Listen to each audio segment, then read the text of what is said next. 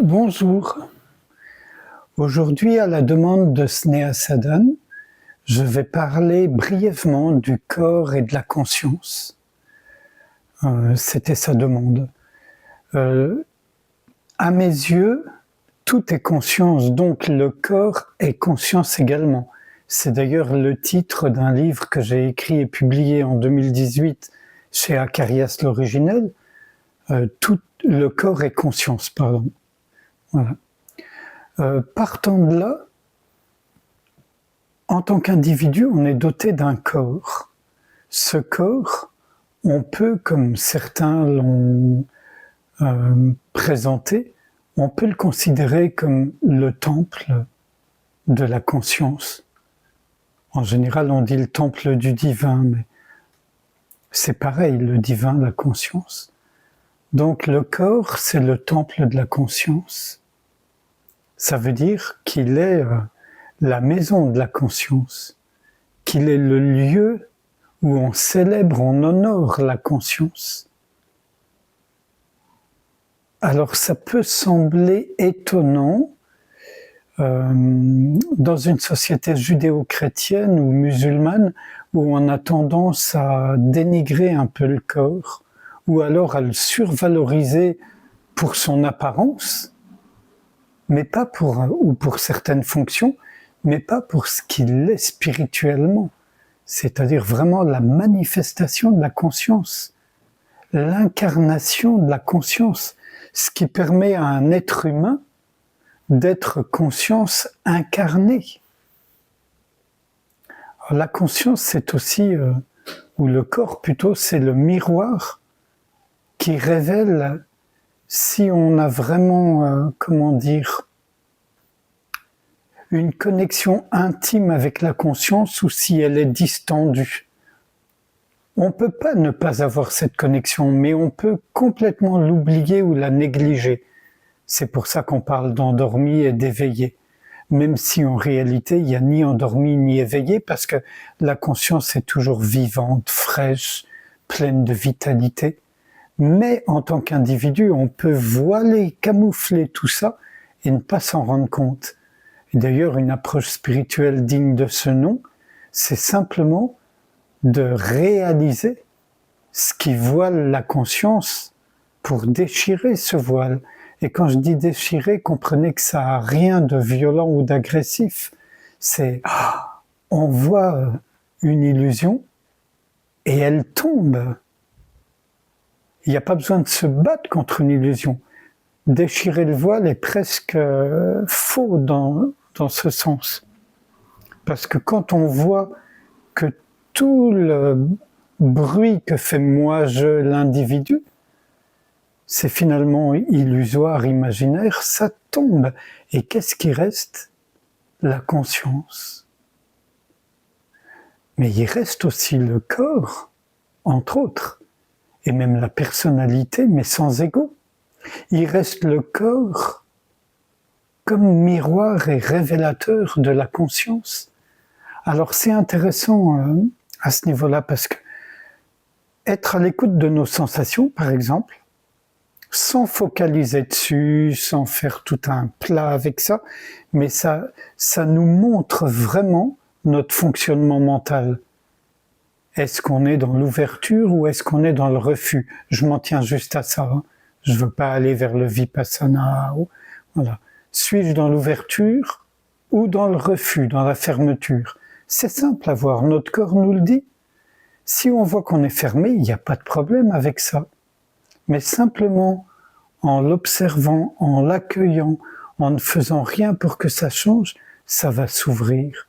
Parce que qu'est-ce qui ferme? C'est là-haut, à l'étage supérieur, le mental, l'ego.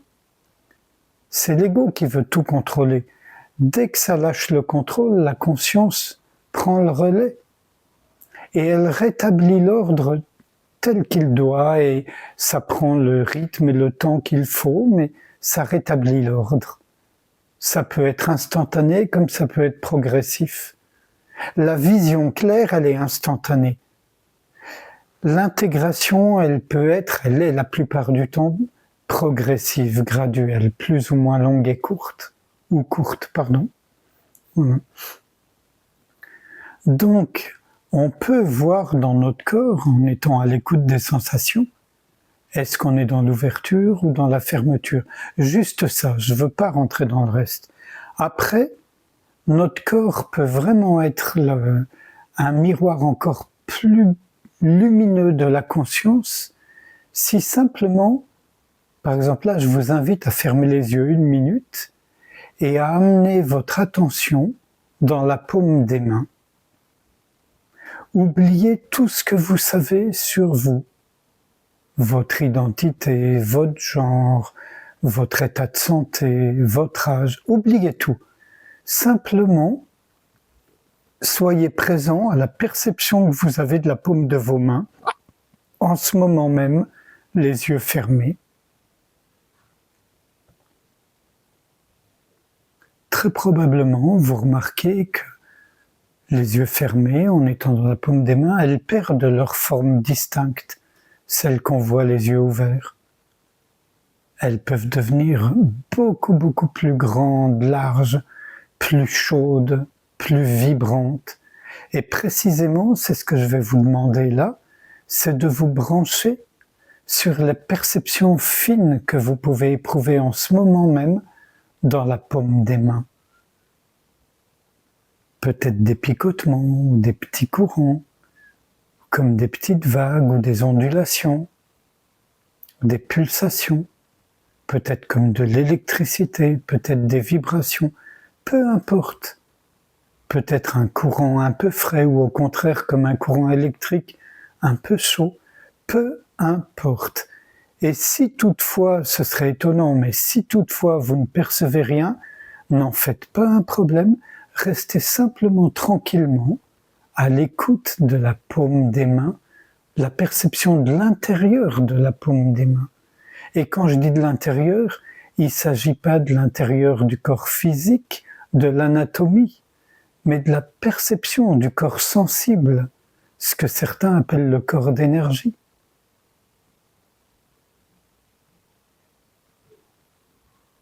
Et à présent, je vous invite à percevoir l'intérieur de tout votre corps de cette façon-là, sans le moindre effort. Vous laissez simplement venir à vous la perception fine, sensible, subtile que vous avez en ce moment même de votre corps. Et laissez-vous porter par cette sensation.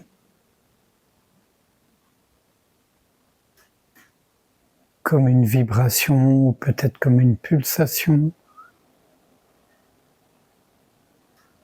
Ou une ouverture. Et si rien de tout ça, c'est pas grave. Juste rester simplement à l'écoute, ouverture, tranquille.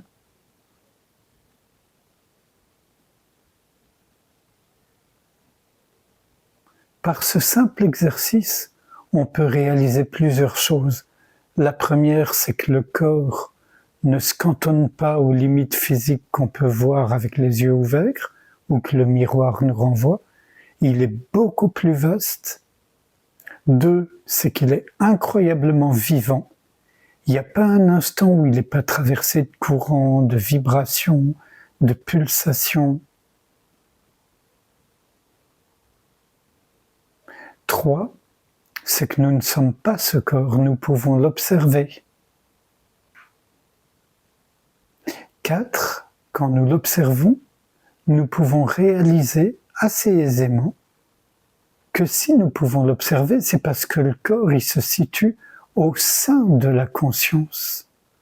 Il est conscience, mais il est une manifestation de la conscience, et cette manifestation se déploie au sein de cette conscience illimitée. Plus vaste que le ciel.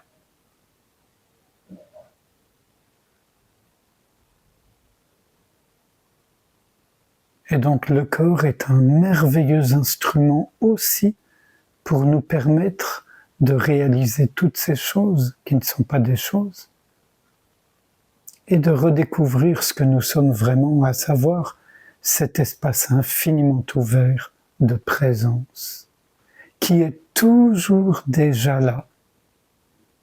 On peut ne pas en avoir conscience, mais elle est toujours déjà là. la présence. Il est toujours déjà là, l'espace infiniment ouvert. Voilà. Je ne veux pas faire une vidéo trop longue, donc je m'en tiendrai à ça. En fonction de vos commentaires, peut-être que j'en ferai une plus détaillée une prochaine fois, mais voilà. Sneha Sadan, je ne suis pas sûr d'avoir honoré votre demande, mais voilà ce qui est sorti maintenant même, dans cette improvisation. Et je vous remercie de m'avoir donné l'occasion d'aborder ce point tellement important.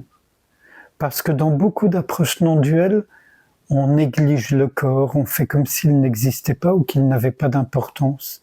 Alors je peux comprendre qu'on puisse considérer que le corps, comme l'individu, ils n'existent pas vraiment. Mais bon sang, bien sûr que si qu'ils existent vraiment. Tout le temps qui nous est donné en tant qu'être humain, le corps existe vraiment, l'individu existe vraiment. Ce qui peut disparaître, et c'est souhaitable, c'est l'ego. Mais le reste là pour le temps qui nous est imparti. Et Dieu merci, j'ai envie de dire. Vous voyez ? Donc, quand des approches non duelles font comme si le corps n'existait pas, elles sont incomplètes. Ça veut dire qu'elles se situent plutôt à l'étage supérieur, mais malheureusement sans la lumière de la conscience, je veux dire. Parce que sinon, on ne peut pas négliger le corps, il est partie intégrante de l'être que nous sommes. Même si on réalise que le corps, il est provisoire, qu'il est mortel, pardon de le dire ainsi, mais la conscience, qui en a justement conscience, qui est présente là, elle est sans fin, elle n'a pas de début, elle n'a pas de fin, mais elle se révèle grâce et à travers ce merveilleux temple qu'est notre corps. Quel dommage de le négliger ou de l'oublier.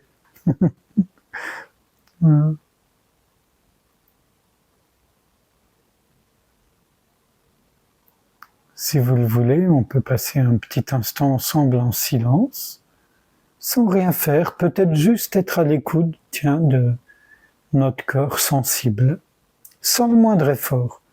Simplement en ne faisant rien, le corps sensible se révèle avec plus ou moins d'intensité selon les moments et selon, disons, la manière dont notre attention est aiguisée ou pas.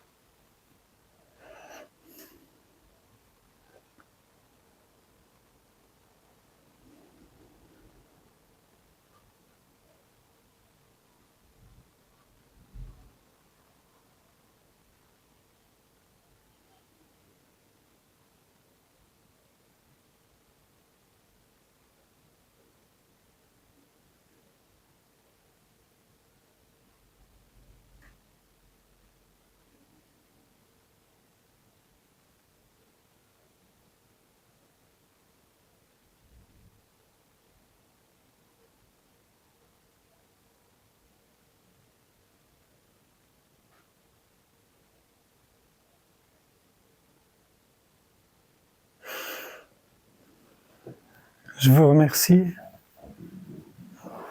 À bientôt.